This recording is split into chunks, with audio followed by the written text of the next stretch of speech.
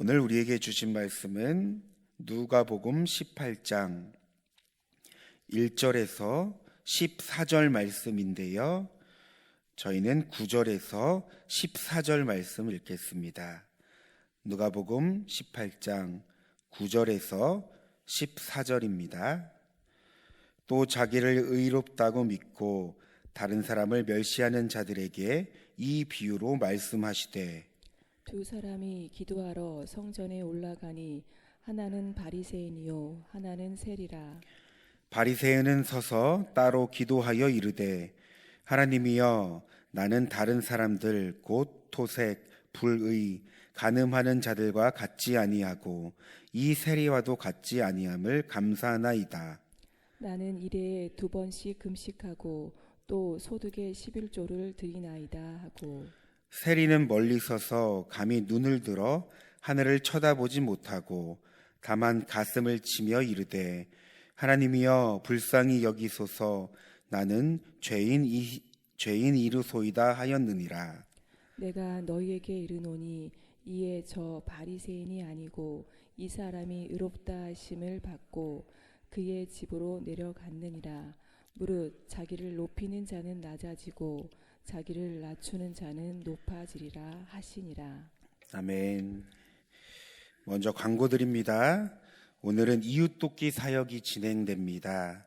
저희 만나교회가 지역과 이웃 가운데 돕는 사역을 잘 감당할 수 있도록 위하여 기도 부탁드립니다.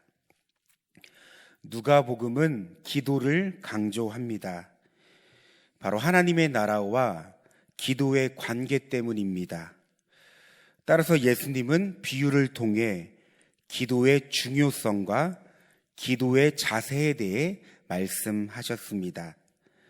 오늘 저희가 읽은 본문은 기도의 자세, 이 자세에 관한 본문입니다. 오늘 본문을 보면 두 사람이 등장하는데요. 이들은 각각 바리새인과 세리였습니다. 먼저 바리새인을 말하자면 복음서에 수시로 등장하는 자들입니다. 예수님은 늘 그들의 외식적인 면을 비판하시며 권고하셨는데요. 여러분, 우리가 잘 알고 있듯이 바리새인은 자기 자신을 의롭다고 하며 외식적으로 행하는 자들이었습니다. 그들은 엄격한 율법을 준수했고 종교적인 모범을 보인 자들입니다. 예수님은 이들이 지나치게 외적인 의를 강조하고 또 죄인들을 배척하며 특권 의식을 갖고 있기에 독사의 자식들 또는 맹인이라는 이 독서를 퍼부으셨습니다. 그만큼 예수님의 질타를 받았던 자들입니다. 그런가 하면 세리가 등장하죠. 여러분, 세리는 오늘 말로 말하면 세무서 직원과도 같습니다. 그 당시 세리는 로마의 하수인이라고 불리며 유대 사람들의 세금을 걷고 심지어 불법과 착취도 일삼았는데요. 그래서 유대 사이에서 세리는 죄인이었습니다. 율법상 부정한 자라도 규정지었습니다. 그런데 오늘 성경에는 이 두 사람이 각각 성전에 올라가 기도했다고 합니다. 우리 다 함께 11절, 12절 말씀을 다시 한번 읽겠습니다. 바리새인은 서서 따로 기도하여 이르되, 하나님이여, 나는 다른 사람들 곧 토색, 불의, 간음하는 자들과 같지 아니하고 이 세리와도 같지 아니함을 감사하나이다.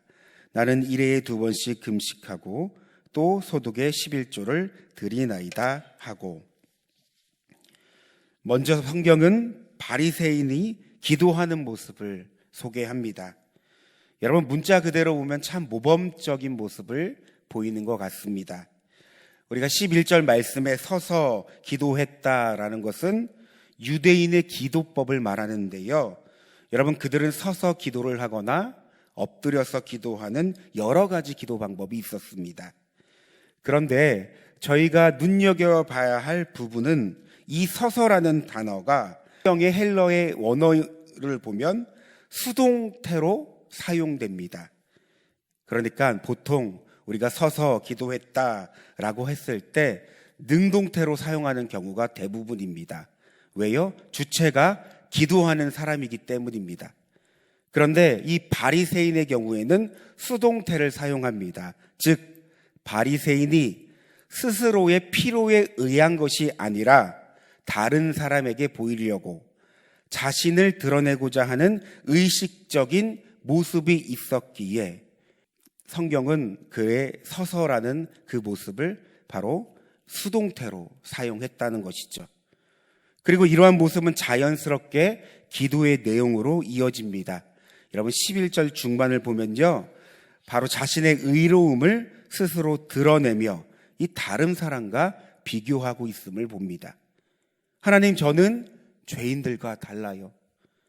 하나님, 저는 절대로 불의한 짓을 저지르지 않았어요. 나아가 12절 말씀을 보면 금식과 11조에 대한 부분도 언급합니다. 여러분, 그가 기도하는 내용을 보면 너무나 모범적인 기도 같죠. 빈틈이 없을 정도로 훌륭한 신앙의 본을 보이고 있는 것 같습니다. 그러나 여러분, 우리는 기억해야 합니다. 기도는 자신의 의로움과 떳떳함을 자랑하는 시간이 아니죠. 여러분, 자기 만족과 자기 과시와 자기 자랑은 기도라고 말할 수 없습니다. 하나님 앞에서의 기도는 자신의 연약함을 인정하며 하나님께 스스로 낮추고 겸손을 고백하는 자리입니다. 다시 말해 기도의 본질은 나는 누구인가? 하나님은 누구인가? 이 나와 하나님과의 관계를 전제로 하고 있다는 것입니다. 그런데 바리새인은 이 본질을 놓치고 있었다는 겁니다. 여러분, 이 부분을 세리의 기도를 통해서도 다시 한번 확인할 수 있습니다. 우리 13절 말씀을 다시 한번 읽겠습니다. 세리는 멀리 서서 감히 눈을 들어 하늘을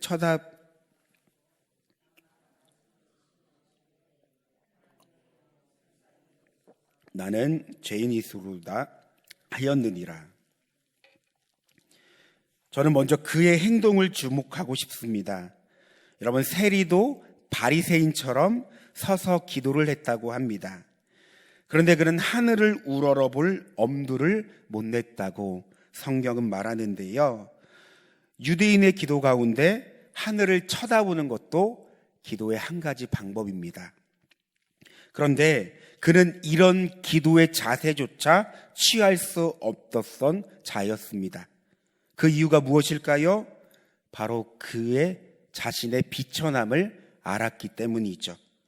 하나님 앞에서 자신이 누구인지를 알았기에 그는 하늘을 우러러볼 엄두를 못 내고 다만 가슴을 치며 이렇게 고백할 수밖에 없었습니다. 하나님, 저를 불쌍히 여겨주소서. 저는 죄인입니다. 여러분, 앞서 기도의 본질이 하나님과의 관계라고 말했습니다. 바로 세리의 고백을 통해 우리는 이 세리와 하나님과의 관계가 어떤 관계임을 우리는 엿볼 수 있죠. 여러분, 그 당시 세리는 유대 사회에서 죄인들로 규정지었던 자입니다. 또한 매국노라는 별칭까지도 있었습니다. 따라서 세리는 이런 자신의 모습을 깨달으며 하나님께 용서를 구했다는 것입니다. 다시 말해 그는 하나님 앞에서 자신을 살피며 하나님과의 관계에 집중했다는 것입니다. 여러분, 그러니 어떻습니까? 나의 존재, 내가 누구인지를 아니까 그가 할 수 있는 방법, 기도가 무엇입니까? 하나님의 자비와 긍휼하심을 구할 수밖에 없었다는 것입니다. 자기의 의의를 드러내고 자기 만족을 위해 기도할 수가 없었다는 것입니다. 여러분, 우리는 흔히 기도를 하나님과의 대화라고 말하며 영혼의 호흡이라도 말합니다. 모두 맞는 말입니다. 그런데 오늘 본문을 통해 기도에 대해 다시 질문해 봅니다. 그리고 하나님과 나와의 관계를 돌아봅니다. 여러분, 요즘 우리는 어떤 기도 제목을 가지고 있습니까? 나는 어떤 기도에 집중하고 있습니까? 보통 우리의 기도 제목을 보면 문제 해결과 소원 성취라는 큰 제목 안에서 기도를 합니다. 물론 이런 기도의 제목들이 필요합니다. 우리는 주님께 구해야 합니다. 그러나 하나님께 우리의 소원을 아뢰고 문제 해결을 요청하는 것도 참 중요하지만 우리는 이런 기도에 앞서 나와 하나님과의 관계를 충분히 돌아봐야 한다는 것입니다. 왜냐하면 결국 하나님과의 관계에서 하나님께서 뜻하시는 기도의 제목이 나오기 때문이죠. 얼마나 그 하나님의 마음을 깨닫고 얼마나 주님의 그 말씀을 우리가 듣고 새기며 기도하는가, 주님과의 관계에 따라서 우리의 기도의 내용이 달라진다는 것입니다. 그런데 우리는 어느 순간 이러한 사실을 잊은 채 너무나 익숙하게, 너무나 당연하듯이 하나님께 기도라고 한다면 우리의 소원과 문제 해결만을 구하는 것을 볼 수 있습니다. 전혀 나와 하나님과의 관계를 생각하지 않는다는 것입니다. 여러분, 신앙은 관계입니다. 바로 하나님과의 관계입니다. 따라서 나와 하나님과의 관계를 충분히 고민하지 않고 이 관계성을 전혀 고려하지 않는다면 기도는 어느 순간 변색되어 있을 겁니다. 바리새인과 세리의 이 두 사람 결정적인 차이가 이것이었습니다. 여러분, 오늘 본문을 다시 한번 보십시오. 그들의 기도를 통해서 그들과 하나님과의 관계를 엿볼 수 있습니다. 바리새인을 먼저 보십시오. 그는 스스로를 의롭다고 여깁니다. 반면 세리는 어떻습니까? 주님이 그를 의롭다고 여겨주셨습니다. 바로 14절 말씀이죠. 하나님과의 관계에서 세리는 용서받지 못한 죄인이었습니다. 그러나 그의 겸손한 태도는 하나님의 은혜를 낳았고 그 일을 의롭다 여겨주셨습니다. 내가 누구인지, 하나님이 누구인지 그는 하나님과의 이 관계에서 이 자신을 잘 알고 하나님을 잘 알았다는 것이죠. 여러분, 우리의 기도는 하나님과 어떤 관계를 말해주고 나타내고 있습니까? 또한 하나님 앞에서 우리는 자신을 누구라고 말합니까? 오늘 이런 기도를 함께 드리고 싶습니다. 하나님, 하나님의 은혜로 살아가는 우리가 어떤 자였습니까? 내가 어떤 은혜를 받았습니까?